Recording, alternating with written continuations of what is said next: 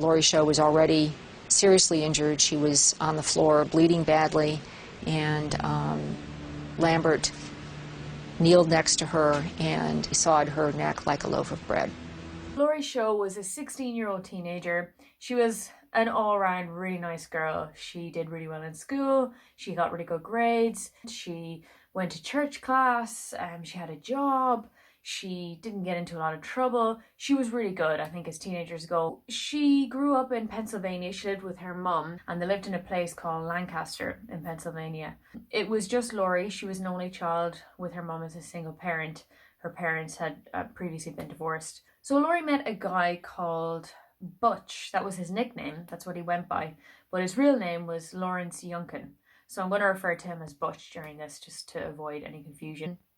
So they had a really brief romance, even if you want to call it that, a really brief dalliance, and it lasted just a week. So it was 1 week. They basically just hung out a couple of times, except something happened in this 1 week that I'll talk about a little later as I get a little bit more into the case. But it's pretty bad. Yet it's a pretty horrific thing to happen to anyone. So Butch himself was a high school dropout, but he had got a job in a local lumberyard. So he'd worked there. Now Butch had an on and off, again, girlfriend, and her name was Michelle Lambert. Her full actual name is Lisa Michelle Lambert, but at the time she went exclusively by Michelle. So I'll just refer to her as Michelle throughout the video. So Michelle, as a person, was quite possessive with Butch. He was hers, no one else could have him. She'd actually got kicked out of her house when she was 15 because her parents had accused her of stealing. So she'd moved out and then moved in with Butch, and they lived in a trailer in the woods. So it was during this period where they were on and off, which they seemed to be quite a lot. And during one of the off periods is when Butch had the kind of week-long romance with Laurie. Michelle eventually found out about this 1 week-long romance, and she flipped. She went crazy. She couldn't handle the fact that Butch had been with somebody that wasn't her. She didn't like it. So all of her anger, all of her disgust, all of her rage, everything was directed towards Laurie. Not Butch, but Laurie. She began calling Laurie's house. So she would call incessantly and shout really horrible, abusive things down the phone to Laurie and her mum. She would accuse Laurie of ruining her life. She would speak really derogatory about Laurie to her mother, saying things like, "Do you know what she's done?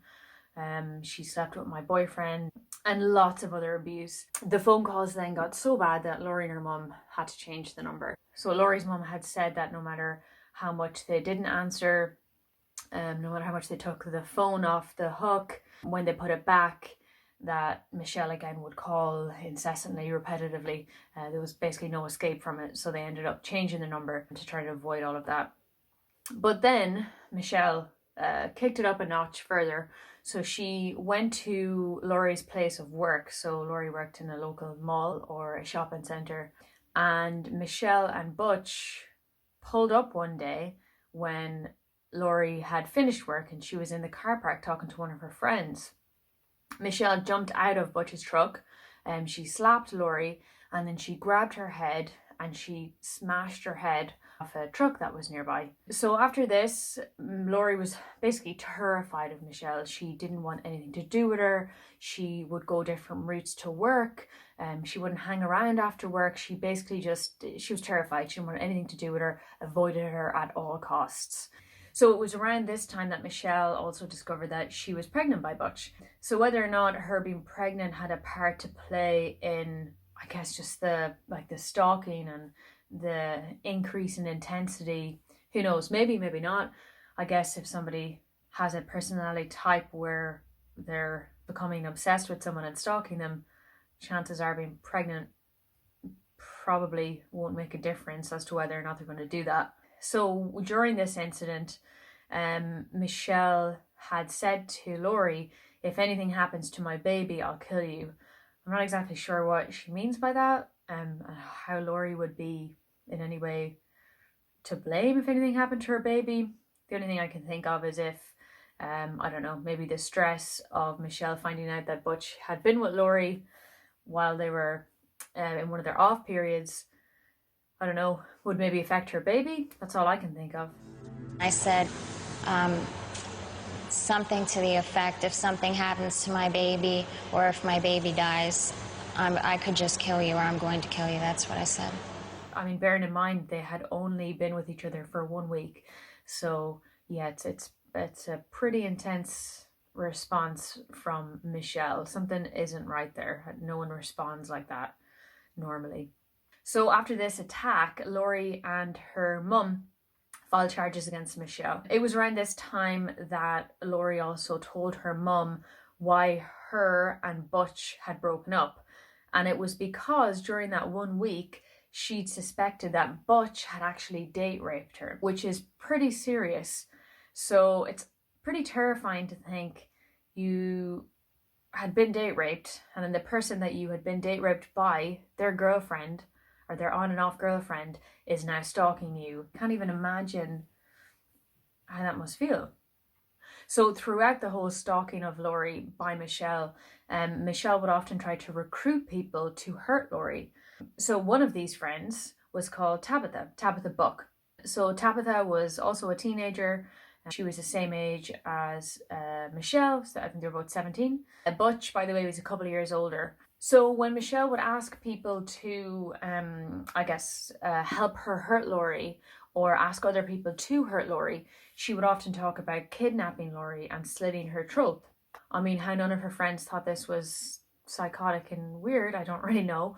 But anyway, so on December 20th, 1991, Laurie's mum had left the flat because she was going to go to a meeting with a counsellor in the school. I think it was a guidance counsellor, who had arranged a meeting with mum, I think the day prior, to talk about Laurie.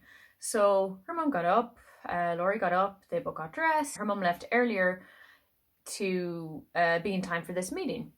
So Laurie was in the house by herself for a little while. And it was during this time that there came a knock at the door. So at this stage, Laurie's mum is gone. She's gone off to meet the counsellor, the guidance counsellor. And Laurie goes to the door, answers it, and it's Michelle and Tabitha who push their way into the flat. Now from here, it's hard to know exactly what happened because there's different accounts. So what happened after they pushed their way in is up for debate, as it's just one person's word against the other. However, I'm going to fast forward a little bit and I'm going to come back to that in 1 second. So her mum goes to this meeting with the guidance counsellor, but the meeting doesn't happen. The guidance counsellor doesn't show up. So her mum thinks it's a little bit odd, but she doesn't think too much of it. You know, maybe the person forgot, maybe they were running late. So Laurie's mum decides she's going to go home. But as she's walking up to her door, a neighbour says that they heard a lot of commotion coming from the flat. Laurie's mum doesn't really think anything of it. She just thinks, oh, you know, Laurie's a teenager. Maybe she was just being loud, as teenagers do. So then her mum goes into the flat, and in the flat she finds Laurie. She was on the floor.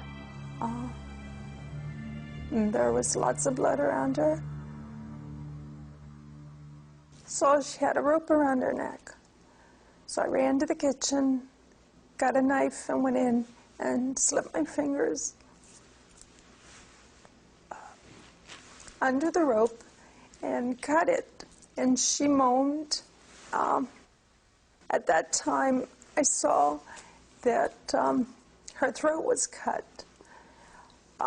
So I basically cradled her in my arms, trying to hold her together. Hazel would later tell police that even though Laurie's neck wounds were severe, her daughter managed to name her killer. She said that Michelle did it. Michelle, and then she kept saying, love you, until she was just mouthing, love you. Paramedics were called to the scene, but it was unfortunately too late, and she was pronounced dead. So let's fast forward to later that night.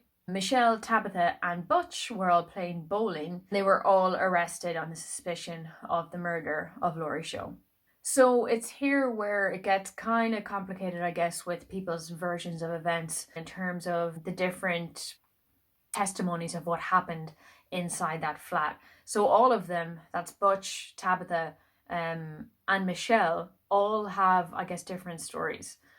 So Michelle firstly tries to blame Tabitha. So Michelle claims that she had just wanted to go into the flat to cut some of Laurie's hair and scare her, which I think is still a really weird, psychotic thing to do, again, over a 1 week fling with a boy. I don't know, it's weird. She then claimed that it was Tabitha that had gone too far, and when she'd gone too far, she had slit Laurie's throat. When one of the detectives wanted to know who had cut Laurie Show's throat, Lambert responded with surprise. I said, oh my God. I was totally shocked. That was when I believed him that she was dead, because he was so serious and he was so, I don't know, I was stunned. Lambert said she had wanted to help Laurie but was afraid of Tabitha, who still had the knife. I don't believe that. Just based on seeing some of the interviews from Michelle, she's really emotionless when she talks about it. It's almost as if she wasn't there or has absolutely no emotions. It's quite a dead stare, almost like a kind of like a psychopathic stare. Yeah, it's pretty chilling. She just shows zero emotion about it. That's actually been pretty widely reported. If you look up information for this case, you'll see that a lot of people think that she's a sociopath or a psychopath just because she has zero emotion about something as extreme as someone getting their throat slit.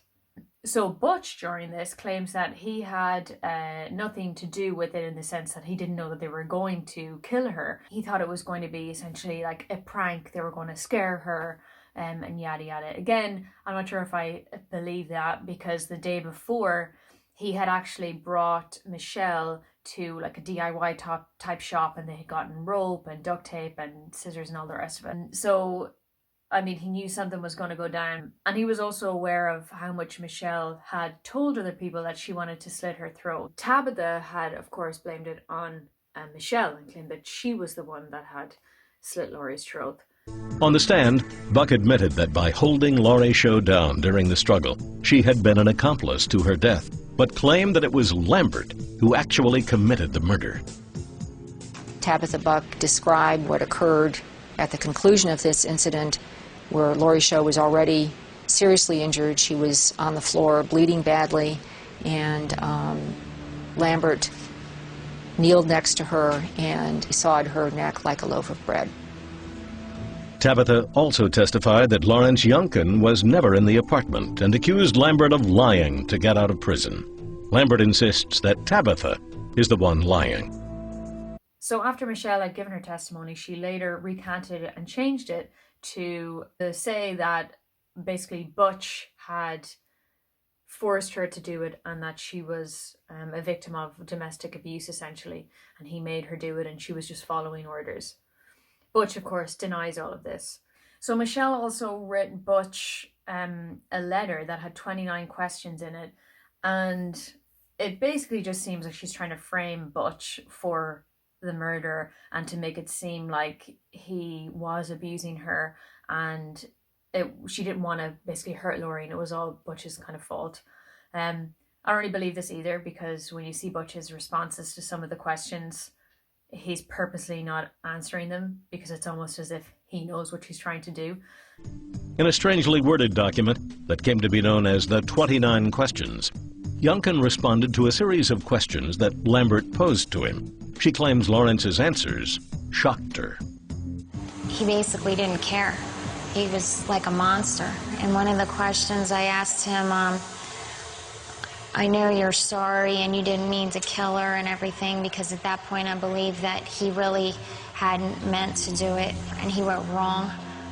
Another question reads, will you always stick with me as long as I still don't tell that you held Laurie down for Tabby? Lawrence's answer, which doesn't quite match the question, is, "Will always love you." "Are you sure that if I take the blame for you that I'll get less time?" Lambert writes. "Absolutely sure." His answer? Yes.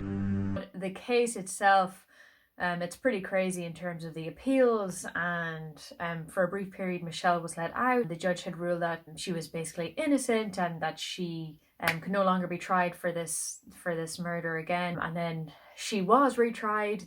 The judge who had said that the federal judge actually got impeached, and then she was put back in prison. It was pretty crazy, but all three of them basically ended up serving life sentences.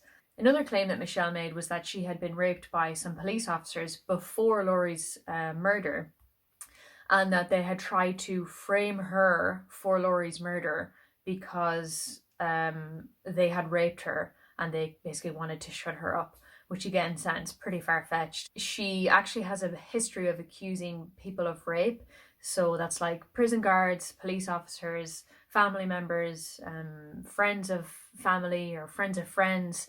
I think there's actually 11 accused cases of rape, which I'm not saying they're not true, but it's a lot, and I guess she's just such a she's not a credible person. And also, one of the prison officers that she accused of rape, and she gave the date and time that she said the supposed rape happened, and the prison officer was actually on his honeymoon and he could prove it, and he'd lots of evidence to say, I was here, here's the receipts, yada yada, and that completely ruined her credibility. In 1998, federal authorities wrapped up their investigation into alleged misconduct in the Lambert case and announced that there was insufficient evidence to bring charges against officials in Lancaster County. In 2004, Lambert's ex-boyfriend, Lawrence Youngkin, was released from prison. As for Lisa Lambert, in May 2005, her journey through the legal system came to an end when the U.S. Supreme Court refused to hear her case. If nothing else changes, she will spend the rest of her life behind bars. Victim Laurie Show's mother says now that Lambert's appeals are over, quote, "We can move forward and remember Laurie for the good person she was." After Laurie's death, Laurie's mum pushed really hard to get stronger anti-stalking legislation or laws in place in the state of Pennsylvania, and she was really successful. In 1993, in June, these new laws came into effect in Pennsylvania. As tragic as the case is, that legislation and those new laws that came into effect has, I'm sure, saved hundreds, if not thousands, more people. So yeah, there's a lot of stuff in the aftermath of that murder. I decided not to go into that too much because there's a lot. But if you want me to, I'll be happy to make another video on that. Thanks for listening. Bye.